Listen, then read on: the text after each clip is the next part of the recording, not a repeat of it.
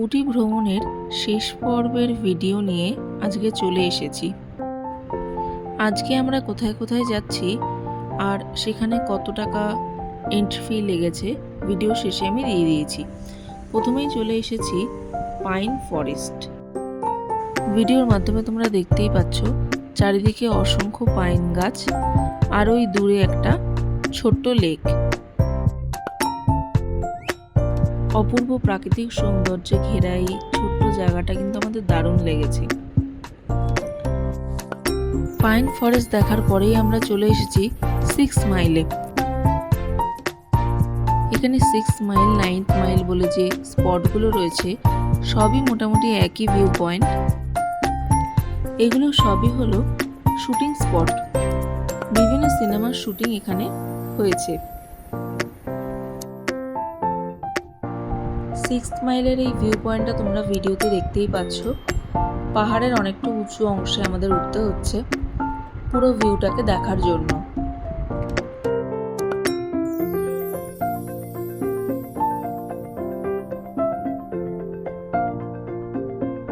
এই স্পটটায় বিভিন্ন সময় বিভিন্ন সিনেমার শুটিং হয়েছে।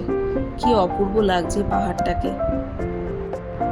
যেহেতু প্রথমেই বললাম 6 মাইল 9 মাইল এই পয়েন্টগুলো মোটামুটি একই রকম, তাই আমরা একটাই ভিউ পয়েন্টে গিয়েছি।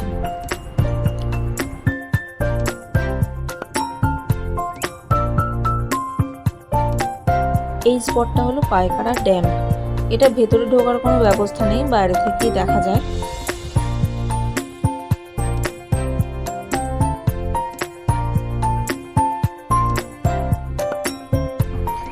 এরপর আমরা গিয়েছিলাম পায়কাড়া ওয়াটারফলস। বিরাট লাইন পড়েছিল পায়কাড়া ওয়াটারফলসে।